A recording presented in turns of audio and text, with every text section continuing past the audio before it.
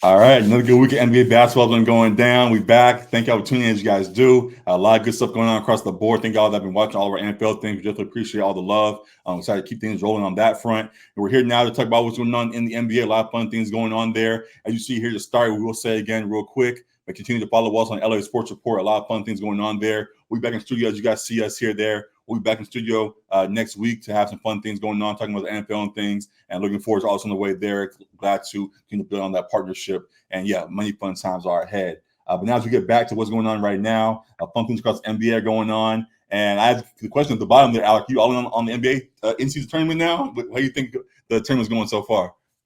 Yeah, I was always like cautiously optimistic. I wasn't all in to start, but I have really enjoyed what I've seen so far. I think we talked about it in Same. last NBA episode that these games, like, they have a level of intensity to them Yep. that maybe isn't a full playoff intensity, but teams clearly seem to care at least a little bit Mhm. about these games. And the competition's been great. Like most of them have been single digit discrepancies between the teams. Like most of them have been competitive, save a couple blowouts. But yeah, I think it's been a great product so far. You might have your reservations about some of the court designs, as we Yeah. talked about too, but some of them I like, some of them are an eyesore. But yeah, I'd say I'm all in at this point. Yeah. Took me a second. There are a few courts I couldn't watch at first. That the Suns court with the purple and the teal or whatever that was. There are a few combos that are a little rough on the eyes, and so it took me a minute. But beyond that, the intensity is up.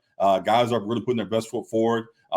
Damian Lillard recently talked about how he knows his guys are more privileged right now as someone who's had some big contracts, but still wanted to put out good effort. So the guys that are on the close to the bottom of the roster who are still fighting for pay can cash out on that big payday that could come at the end for those that win. And then just understanding that's still regular season games and competing. All these games matter one way or another. These guys are putting their best foot forward. And I appreciate what we're seeing in these games, adds a little more intensity and more reason to watch, which was the whole goal early on the season, which is definitely appreciated. I think we know I can say the season starts on Christmas. Opening day, when things get rolling, we'll be tuned in and appreciate how guys are putting their best foot forward. So, yeah, enjoyed all that there. Anything else, commentary, quick you want to add about the instant tournament?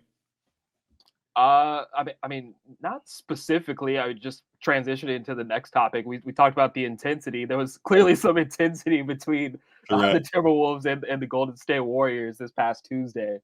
In that game where Clay and McDaniels got into a little bit of a scuffle, and Correct. Draymond came in with some dubious, evil intentions going Yeah. after Rudy Yeah. Gobert's neck. So that was quite a sight to behold. Not even 2 minutes into the start of that game, no one Correct. had scored a point yet. 0-0 We already on the got board still. And there's Draymond right. kicking out players. It's wild. Wow, wow. Yeah, that was a crazy sight to see. I didn't even realize at first that it was still 0-0 when that happened. And to that point, I think a couple of people have noted on social media that Draymond needs to be under surveillance. It's now 10 of his last 10 injections. 7 of them had come in games where Steph Curry is not playing. Rudy Uh, said it himself. He's like, yeah, hey, once he knew Steph wasn't playing, he knew something was going to happen to get him out of there. yeah, Everyone knows that he definitely is the Robin to Steph's Batman, and that without Steph, he gets kind of exposed out there on the court. So he's like, let me just get out the way here, some way, one way or another. Instead of taking a rest day, let me make sure at least I check the box that I shoot it up for my all NBA potential and all that kind of stuff. Word possibilities. But yeah, once it's time to get out there, I'm gonna get out there and then get out as soon as I can. So yeah, definitely some nasty stuff going on there. What do you think with the 5-game suspension that he got? yeah. I mean, he might as well not even suit up if he's just going to get himself Yeah, ejected pretty much. when Steph ain't playing.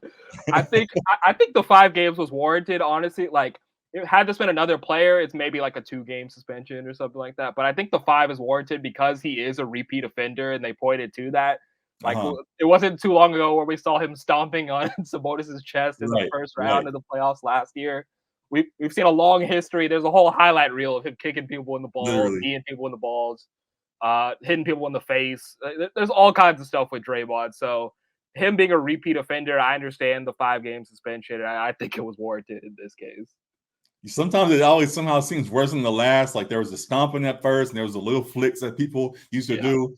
Now he's choking out guys on the court. Like this is like what And next? he wasn't letting go either. Yeah, Like, he kept going, and trying to I choke get the he life wanted to out of be Rudy. this guy and all of that, but Clearly Rudy was not fighting him either. It's not like he had to do it to defend himself. Rudy wasn't trying to go at him, so he could have let go and been just fine. But Draymond doing what Draymond does, and it went as it went. I'll be honest with him being a repeat offender. Also, as we talked about, NBA allows social media to influence it a little bit more than other leagues. As we see, NBA Twitter can be loud, and people react off of that. Seeing the highlight reels of Draymond and all his episodes that he's had, I thought 5 was light, to be honest with you. Okay. So I was like, oh, only 5. I'm like, all right, he got off easy with this one again. So we'll see what's next, and hopefully it's not soon. Hopefully he can maybe keep himself up and positive going forward, and not keep running into situations like this. Maybe he got off easy because it was Rudy Gobert who was the target. Patient zero for COVID in the NBA. Like the NBA is like, we'll let it slide a little bit just because it was Rudy. I think they still find him. They still find Rudy for 25. They're like, I mean, because he did have his arm around Clay too. Like that kind of didn't get noticed upon first watch, but he did kind of have his arm around Clay's neck, and that was used as an excuse for Draymond coming to choke him out. But so I think Rudy got fined, Clay got fined, and McDaniels got fined, and then of course Draymond with the suspension. So I think it made sense. It might be a little light, and like you said. Right. And well, we'll see. Again, he's not going to play till Steph shows up anyway. So however long Steph is out, once he's back, he'll suit up accordingly. So we'll see how all that plays out. But some wild stuff going on in Golden State. We think about their team right now. What's going on with them? They look decent at times when Steph is playing, but when Steph's not on the court, out for the game or out just in general, that team cannot stay afloat as it once did. It seems like a lot of these guys, Wiggins has not been the same player he's been. He's been really off. Clay has not got rolling as he once has. Despite he'll talk the game, but he hasn't been able to walk it as much as he used to. Respectfully, so far, I'm sure he can still turn things around. But we're doing with this Warriors squad right now, and do you still think they have championship potential? Yeah, I mean, they've been playing well, like with Steph. Like to your point, I think they're still top 3 or 4 in the West currently. Without Steph, I'm interested to see how they look in the game tonight against the Thunder. That's a young up and coming team that's been giving other teams fits. But Chris Paul, I think, is a great luxury to have, and the fact that he can step into the point guard role. He's not going to provide the 30 points a game scoring that Steph does, but I mean, he's a Hall of Fame point guard and playmaker, so he's going to create easy opportunities for everyone there. So I think having that luxury, they'll be able to stay afloat without Steph, however long it is. But you're definitely going to be missing that scoring punch, and you're going to need guys like Wiggins to shake the funk. Like he's been shooting really, really poorly from the field and from 3 this year. They're going to need Clay. I mean, they only got 2 minutes out of Clay last game, so they're going to need a full 30 minutes from Clay in these games. They're going to need Draymond to step up once he's back. And then some of these young guys who they've had playing some more elevated minutes than they have in years past, like Moody or Kuminga. I'm blanking. There's I'm not sure if he's a foreign guy or a white dude. I don't know his name either though. But he had a big scoring game for them against the Timberwolves when Clay went out. But he stepped up as well. So I think they'll be able to stay afloat. I think they have a good offensive team. Because we had questions about them coming into the season, just their size and playing those Steph and Clay and CP3 lineups. But I think for the most part, they'll be okay offensively. It'll be a challenge once we come to the postseason, but I think they'll be able to stay afloat. Yeah, they still may need another big type, as much as Looney can step up as he has. Just somebody else to continue. And we talked about with AD, when AD can be the guy down low, we also need somebody else next to him at times to help him out. Draymond surely has been that guy for some time, but they have shown us that they have gone more of the five out style of play they've gone into recently from what I've seen. Eventually they have to go back and get some more guys down low that can help against the Drudys and guys of the world that provide more of a presence there. So outside of that, Steph can carry. He's been carrying already. And if he can carry just long enough for Clay needs other guys to refine their rhythm. That window is not closed shut just yet. So yeah, we'll see how they all bounce back. Excited to see how the Warriors figure this thing out.